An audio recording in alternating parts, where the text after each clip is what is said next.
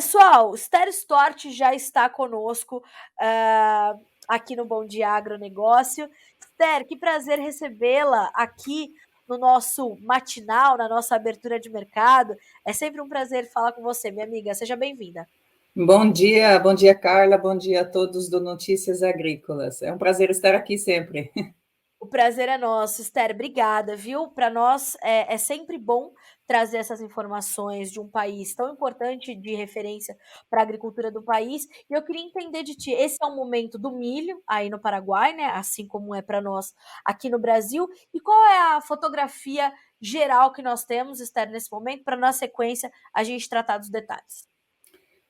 Bom, a expectativa está no milho, né? A gente agora temos colheita de soja, safrinha ainda, né? O plantio muito agitado, o agronegócio aqui, né? Todo o setor. Plantio de trigo, né? Colheita da soja safrinha, plantio do trigo de inverno, canola, outras culturas de inverno, mas o principal mesmo é essa colheita essa colheita que se aproxima aí da grande safra de milho do Paraguai, né? Então, hoje estamos aí na expectativa aí do clima, de terminar esse desenvolvimento, né?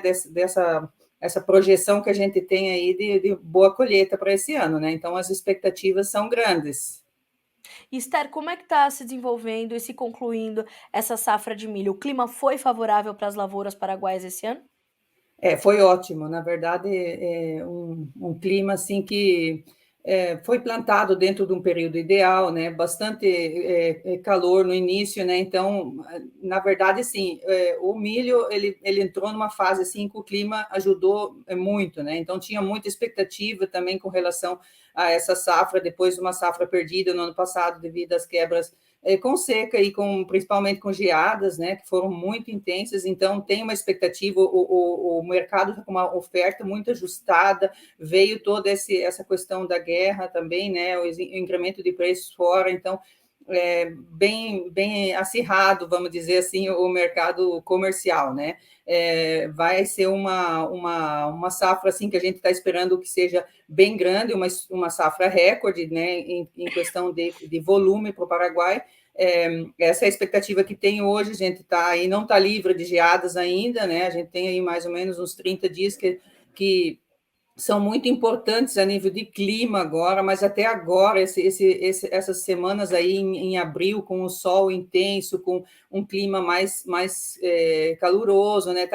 Tava bem ameno, estava ótimo para o desenvolvimento do milho, então teve assim foi um bust, né? Melhorou muito, as condições das lavouras estão assim, hoje está tudo bem, né? Está tudo bem encaminhado. Até aqui o clima ajudou perfeitamente, né? Então, e os materiais têm respondido de forma ideal, que o produtor tem feito o trabalho dele, né, a nível de tecnologia, de fertilização, assim, tá preparado para isso. Então, hoje a gente está se preparando para uma safra recorde, acima de 5 milhões de toneladas, aonde pode estar, a gente ainda não tem uma previsão, mas, assim, consideramos uma média de 5,5, né, 5.500 quilos por hectare, como uma base mínima, né, mínima, mas já estamos considerando aí áreas de 7.000, então, uma média país, a gente acredita que fique acima de 6 toneladas por hectare.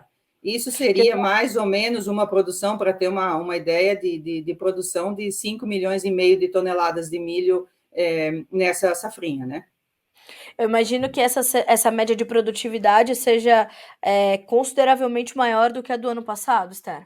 Bastante, bastante. A nível de média em si, a gente tem aqui um comparativo que a gente fez ano passado, por exemplo, a gente teve uma média de 4,12, né, toneladas por hectare, e se a gente considerar os 6 esse ano, vai ter um 45% a mais de rendimento, né, em base a rendimento, e mais ou menos a média de 5 anos seria uns 16 a 17% a mais de média em questão de rendimento. A gente tem também 20% mais de área com relação ao ano passado plantado, né?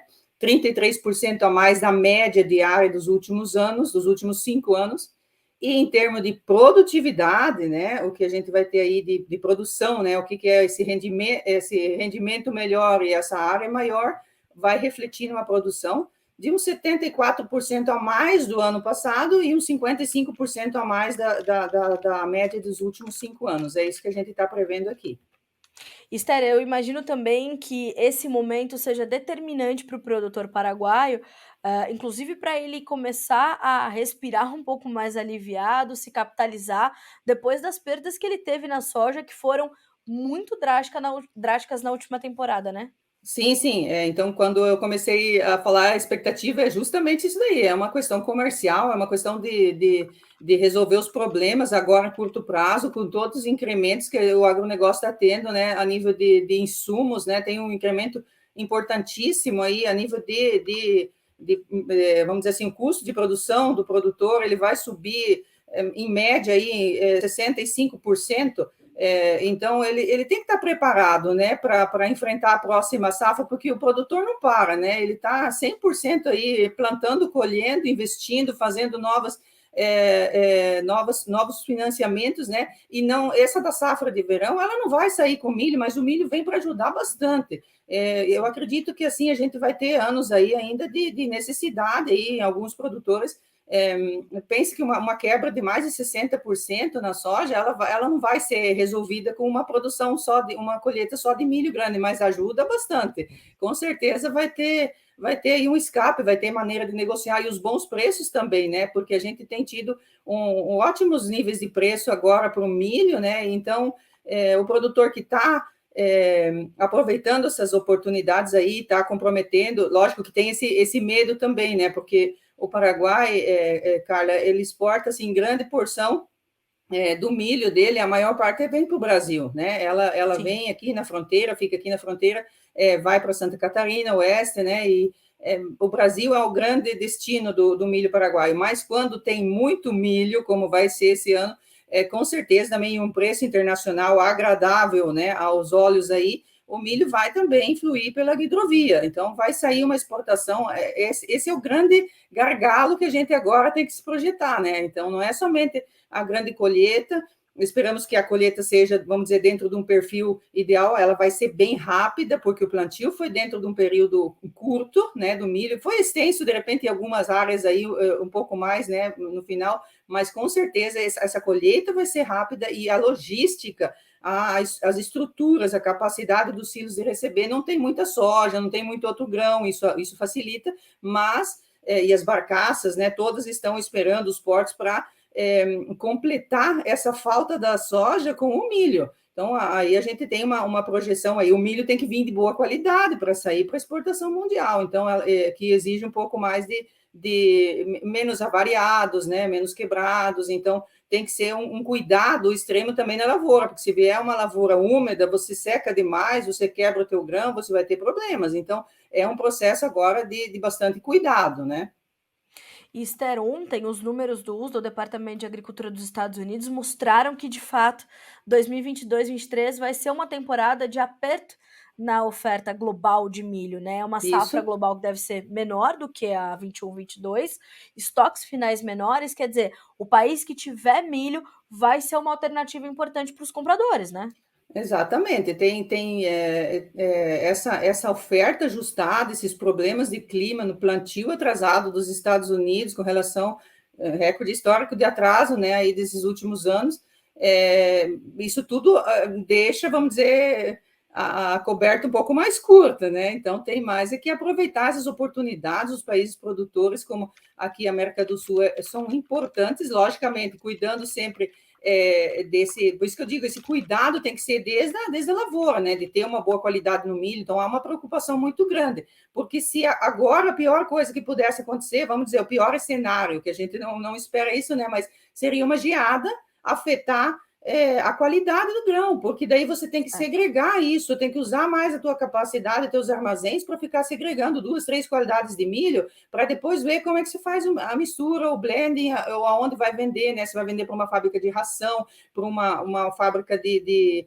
etanol, né? Que vai extrair o etanol do milho, ou você vai levar ele para a ração internacional, que não pode ter muito quebrado, que não pode ter muito problema de qualidade. Então, hoje a gente está num cenário otimista para exportar, para fazer parte dessa exportação mundial aí que está tão apertada. Esther, como é que o produtor tem se comportado? Ele está aproveitando esse momento e olhando para todo isso que você acabou de nos detalhar, porque essas oportunidades são realmente importantes, né?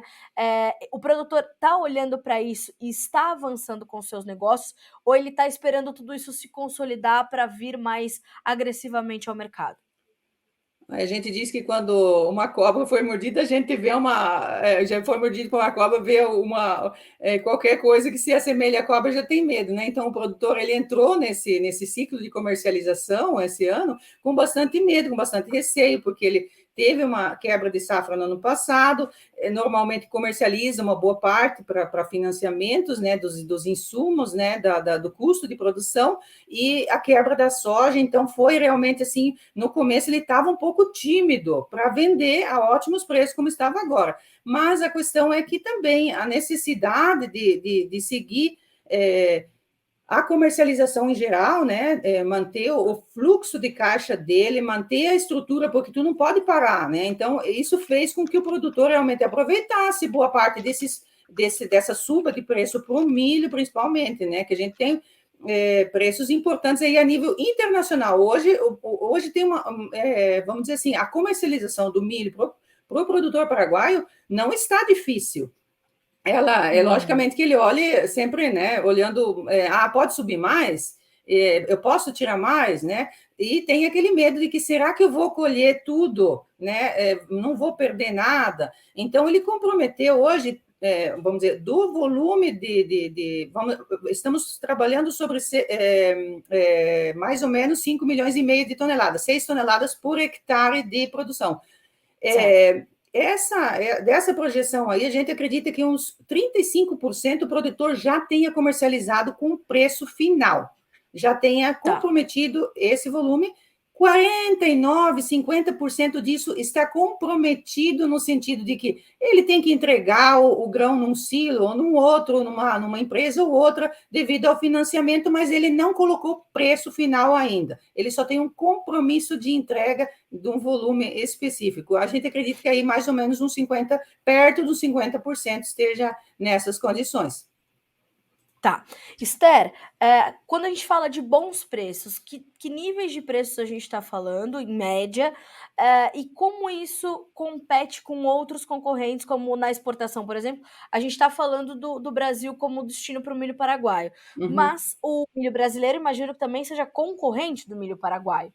Então, como é que está o milho paraguaio neste contexto mais amplo em termos de preços? São preços atrativos que o milho paraguaio oferece agora para os compradores internacionais? Hoje, quando a gente estava comentando assim, a questão do Paraguai está um pouco mais, não sei, easy, né? Mais fácil de negociar hoje o milho, Sim, é porque hoje a demanda na exportação, tanto o Brasil como o mercado internacional, ele está atraente, o preço está bom, não está ruim. sim, Então, o produtor decide, eu vou vender uma parcela com maior qualidade para exportação mundial. Por que a gente fala com maior qualidade? Não quer dizer que para o Brasil venha menos. É um percentual só de avariados que muda a questão. 14% de tá, umidade, 1% de impureza e 5% de avariados no quesito exportação mundial. E para o Brasil é 6% de avariados. Então tem um limite aí com o Brasil, que é o mercado interno, que é o de balcão do Brasil, e a exportação fora do Brasil é a mesma coisa que esses 5% também. Então, o Paraguai e o Brasil, ele, na verdade, eles vão se ajudar nesse sentido, porque não é só uma sim, questão de preço internacional, também tem a questão do dólar. O dólar, quando sobe muito, os brasileiros vão exportar mais, né? O intuito é maximizar o preço em reais, né? Se você vai traduzir para o real.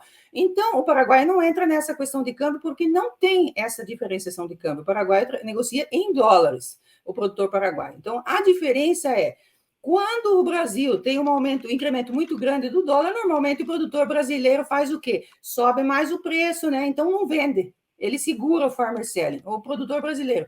E o paraguaio entra nessas fases, porque nós não temos essa diferença de câmbio. Então, acontece mais negociações nesses lapsos de exportação ou não do Brasil, aonde o Brasil está negociando. Então, é uma sincronia, eu diria assim, né? sim. Hoje, a nível de preço, comparando o Brasil com relação ao ano passado, hoje o Brasil não está, ele está 5% abaixo do ano passado, tá? Hoje. Tá. Hoje, para milho e safrinha, não disponível. Disponível a gente já está praticamente saindo. Então, ele caiu 5% hoje e o mercado internacional subiu 20%. No Esther, comparativo para um produtor. Certo.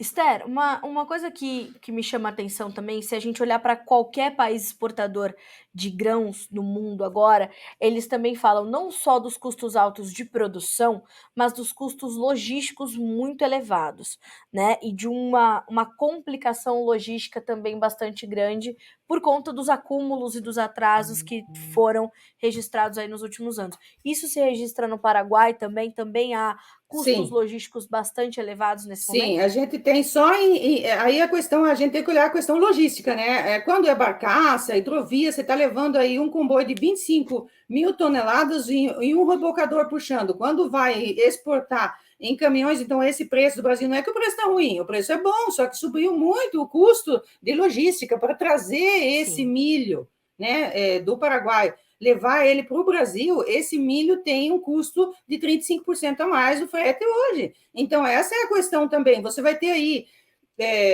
Vamos falar o que poderia vir para o Brasil de volume. Você vai ter mais ou menos umas 1 milhão e 800, 2 milhões de toneladas que a gente acredita que possa vir para o Brasil, dependendo do tamanho da safra. A gente está falando em percentual aqui, né? Mas ao menos mínimo 1,5 milhão de milho Certo. paraguaio que viria para o Brasil.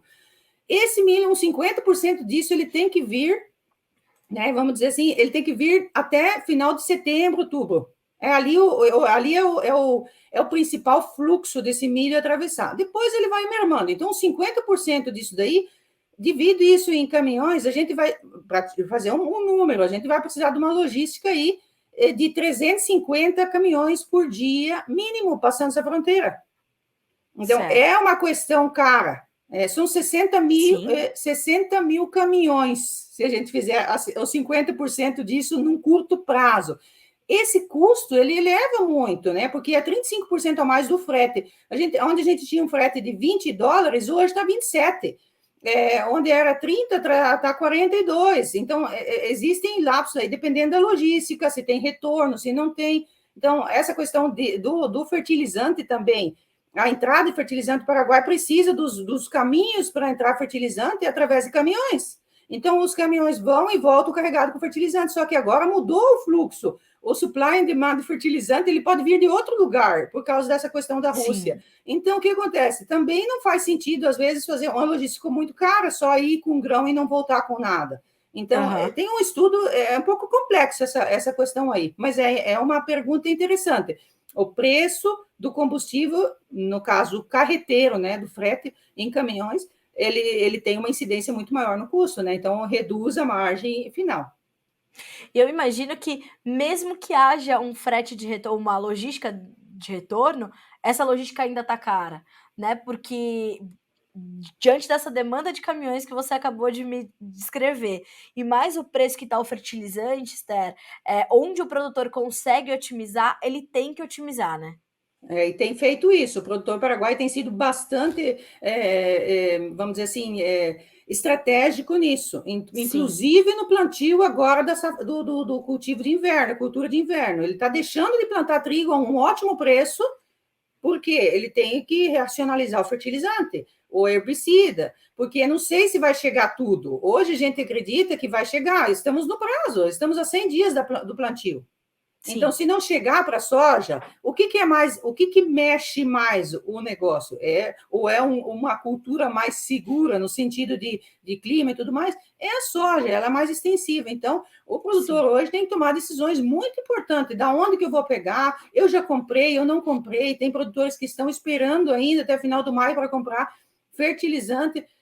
Num ano, lógico, o pessoal fala, não, mas nunca faltou, mas não tivemos essa guerra ainda, então a gente não teve um bloqueio de exportação de fertilizante, de produtos, né? Então, há otimismo, mas há realismo, né? Então, se eu tenho hoje maneira, o produtor paraguaio tem uma maneira hoje de racionalizar, ele está racionalizando, ele vai usar menos, ele vai possivelmente jogar em áreas que são mais necessitadas a nível de agronomicamente menos potentes, né, menos atrativos, vai jogar mais a questão aí, né, então vai aproveitar, vai fazer uma escolha, às vezes difícil, Sim. deixar de usar um fertilizante e produzir menos no verão. Então, tudo isso agora é uma decisão muito importante para o produtor. E vender é uma decisão muito importante para ele também. Ou não vender, né? Porque se Sim. deslanchar um acordo de guerra, a gente sabe que os portos estão detonados, que a logística toda está detonada. Você sabe quando dá um tornado nos Estados Unidos, né, num porto, demora 2 meses até entrar em ajustar tudo. Imagina uma guerra com falta de energia, né? Não tem estradas, não tem nada. Então, não é que de um dia para o outro isso vai se resolver. Mas a gente também não pode pensar que isso é um foguete que não vai voltar, né? Os preços podem voltar a cair.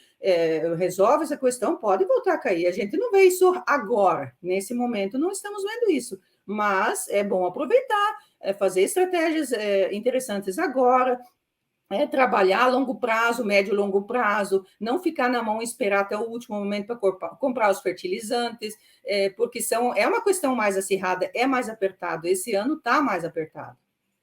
E Esther, não só ele tem que tomar uma decisão mais delicada, mais detalhada, como você falou, tem que pensar em racionalizar os seus insumos, mas são decisões que ele tem que tomar mais cedo, né? E mais rápido, para não perder pequenas janelas nesse mercado de insumos que se abrem, né? Para não perder essas oportunidades, cruzar com as suas vendas, que também são decisões que impactam diretamente na formação dos preços. Essas decisões hoje elas são muito mais dinâmicas do que em outras safras diante desse contexto global que, claro, é intensificado pela guerra, né? Sim, com certeza. Eu acredito que antes a gente achava que essa era uma decisão mais comercial, mas as empresas que estavam comercializando, então tinha que, vamos, é uma questão mais de convencimento, de achar que o preço está bom, isso aqui, vou ali, a qualidade dá ou não. Agora não, agora são cálculos finos, muito finos, que podem mudar. Ontem mesmo a gente estava fazendo os cálculos, a diferença de plantar trigo, de plantar canola, então o que vai deixar de nutrientes um ou outro, qual que é o tempo dele da terra poder absorver mais rapidamente um ou outro, são coisas são detalhes, né? Então hoje Sim. uma tecnologia, estar bem informado, ele tem que estar muito mais o produtor paraguaio tem que estar muito mais especializado. Cada dia mais exige de toda a cadeia que a gente esteja mais aberto. Não é mais fácil negociar. O mundo todo parece que pode subir hoje 20, 40, 50 pontos, outro dia cai. Por que caiu? Por que subiu? Então, é uma questão de estar muito ligado e manter essa base, né? Fazer uma média boa de preço, não ficar, que nem você falou, exposto, né? Exposto, Sim. comprar um produto, não vender, ou vender e não comprar, que é pior ainda, eu acredito. Então, são questões aí delicadas, mas são decisões que o produtor paraguaio ele já tem que estar preparado para isso, né? Existe esse mercado, ele está participando, e como você falou, os produtores de alimentos, eles são importantes, e nós precisamos disso, não tem mais volta atrás, aqui não tem uma porta de saída, é só para frente, não tem que caminhar para o lado, é só para É frente. verdade. Esther, olha, te agradeço muito por estar conosco nessa sexta-feira, principalmente aqui no Bom Dia Agronegócio. Fico muito feliz de ter você aqui. Volte sempre, você é de casa, da família Notícias Agrícolas. A gente gosta muito de te ouvir, de trazer essas informações sempre muito completas, muito detalhadas. Muito obrigada mais uma vez. Obrigada a vocês, é um prazer sempre estar com vocês, e ótima safra aí para todos, qualquer coisa, estamos sempre à disposição. Tá certo, Esther. Obrigada, um abraço, bom final de semana para você, minha amiga. Até mais. Até, obrigada. Obrigada.